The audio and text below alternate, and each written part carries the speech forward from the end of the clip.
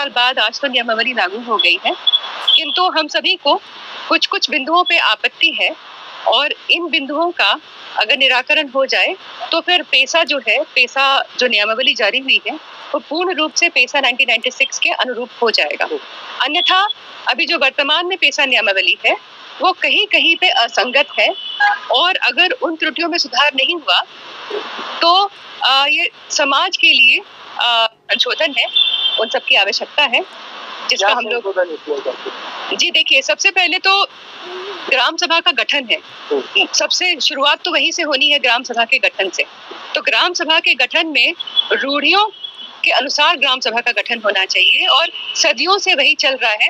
ग्राम सभा पहले से मौजूद है, उनकी पारंपरिक सीमाएं भी पहले से हैं, जिनको अंग्रेजों ने भी मान्यता दी थी और आज भी वही अपेक्षा है कि उन्हें मान्यता मिले। हालांकि अभी नियमावली में रूढ़ियों को हटाकर जिला उपायुक्त को मान्यता देने का प्रावधान डाला गया है, जिससे कहीं ना कहीं रूढ़ियां जो है गौण हो रही हैं।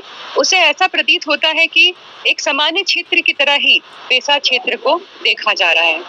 दूसरा, जैसे ग्राम सभा को सर्वोच्च माना जाता है पेशा कानून में और सर्वोच्च न्यायालय के कई निर्णय में ऐसा कहा गया है, लेकिन वर्तमान नियमावली में कुछ जगह पे जो अनुमति है या सहमति है या अनुमोदन है, वो ग्राम सभा से नहीं लेके जो जिला परिषद या पंचायत समिति से लिया जा रहा है।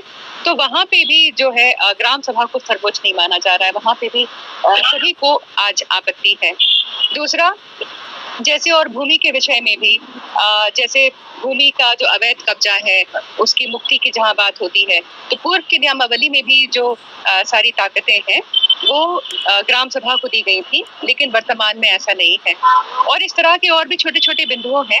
साथ में मैं ये जोड़ना चाहती हूँ कि हम लोग यहाँ पे संशोधन का प्रस्ताव लेकर आए हैं, कोई गलतियां ढूंढने हम लोग नहीं आए हैं। और जिस तरह से भारतीय संविधान में भी कम से कम 100 से अधिक बार संशोधन हो चुका है, तो संशोधन होने से बेहतर होगा। तो हम लोग इस नियमावली को और बेहतर बनाने के लिए सरकार को सुझाव देने आए हैं, हम लोग कोई गलतियां ढूंढने नहीं आए हैं। मैडम, गवर्नमेंट ने कई राउंड में लोगों से बातचीत भी की थी इसको लेकर के, संविधान को लेकर के। उस वक्त ऐसी अनियमितताएं क्यों सामने आई? देखिए, यूं तो ये जो पहली बार प्रकाशित हुआ था 2023 में, उसके बाद सबसे सुझाव मांगा गया था। उस समय ये मेरे कार्यकाल में हुआ था, उस समय मैं पंचायती राज निदेशक थी और सबसे सुझाव मांगा गया था। हम लोगों ने व्यापक रूप से कार्यशाला किया था, जो सब आप आज देख रहे हैं वो सभी उस कार्यशाला में सभी ने भागीदारी की थी और उसी के आधार पर संशोधन भी हुआ था। मार्च 2024 में इसको स्वीकृति भी मिल गई थी, इस प्रारूप को। उसके बाद सभी की बहुत सारी आकांक्षाएं जुड़ गई थी उस नियमावली से, क्योंकि इन सब की आकांक्षाओं को नियमावली प्रारूप में जगह मिली थी, तो इन सब की उम्मीद थी कि जो फाइनल नियमावली बनेगी उसमें भी इनकी आकांक्षाओं को जो है जगह मिलेगी।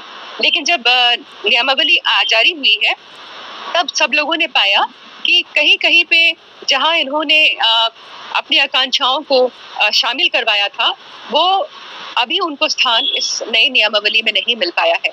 तो इसीलिए ये सभी संशोधन का प्रस्ताव लेकर आए हैं और उसके बाद भी मेरे ख्याल से अलग-अलग कार्यशाला किया गया था, लेकिन जो आज यहाँ पे दिख रहे हैं, शायद इन सबको शायद नहीं बुलाया गया था, इन सबसे इनके विचार नहीं लिए गए थे।